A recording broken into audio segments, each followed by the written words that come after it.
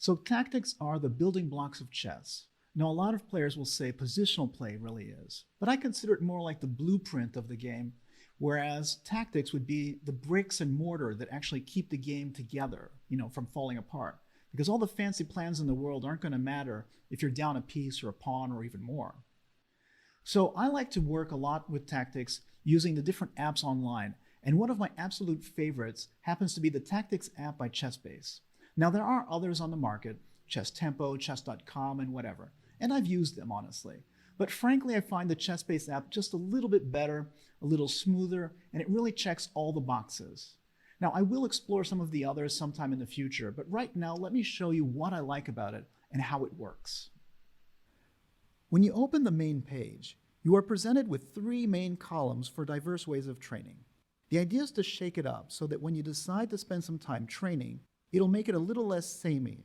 A lot like going to the gym and using different equipment to train a same muscle group. When you first started up, you were already greeted with your first quality of life improvement. Regardless of your rating, whether 1,200 or 2,200, your first position or two will be as easy as can be, a basic mate in two or something on that level. Now, you won't be getting any improved rating or ranking for this, unless you are very low ranked already. But the idea is to both help you get your motor started and comfortable with the board before starting the real work. It is a small touch, but a nice one. It also means that if you do not mean to start a real session, you can solve it in a flash and not worry you'll lose rating for leaving an unsolved position. So this is the starting position of a tough combination and sequence. Notice at the top it says 2326 ELO. Now this is not for the entire combination. It is only for the first move in the sequence. If we play the next move correctly, we'll get an ELO for it. Now let's assume that we have no clue what to do in this particular position. As we can see, we're told that there are 6 hints offered for this position.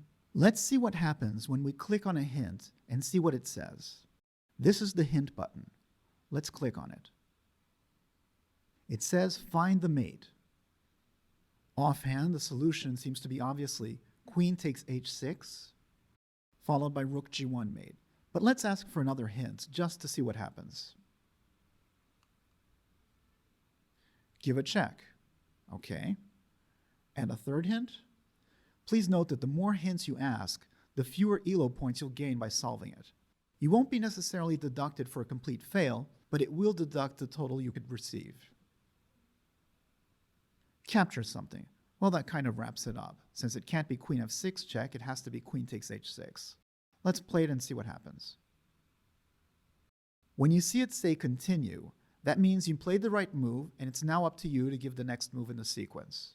We can see that the difficulty is now 1814 ELO. Again, it's not for the entire position, or rather the entire combination, but for this particular move in the combination. Since it's obviously a single check, it's understandable that the rating is so much lower than the initial.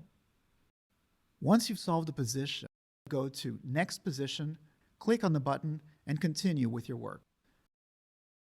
So in this next position, I want to show you a quality of life option that is available, which is one of the things I really appreciate about this particular app.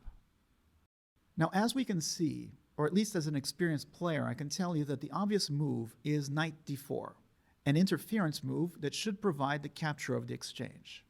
If pawn takes knight, then queen takes rook. But let's assume that we don't actually know that's the move, and we think that knight f4 is equally as good. Now, we could play the move and it will tell us it's a mistake. So let's actually do that. Okay, it told us it wasn't the strongest move and that we need to play a different move, which is fine. Let's play the correct move, and then I'll show you what I meant by quality of life improvement. Okay, he sacrificed the exchange because he doesn't have a lot of options. We'll recapture, and we're told it's solved. But let's pretend that we're not satisfied and we still think our move knight f4 was just as good. It just wasn't the official solution. So we go to the take back button. Since the position is still on the board and we can still look back in the solution. We take back, we take back, we take back. Now, of course, this time it won't be worth any ELO points, but we can ask questions. When we play knight f4, for example, it doesn't say anything, because as far as it's concerned, the combination is over. But now we're going to ask the engine what it would do if we had played knight f4. Now remember, if bishop takes f4, queen takes rook. So that's not the refutation. We go to the top and we click on engine and see what it says. And down below we're told that the move is actually queen d1 if we were to play knight f4. Let's play it. And sure enough, nobody's winning the exchange this time. We can play queen e7 as it suggests, but the possibility of winning material is long over.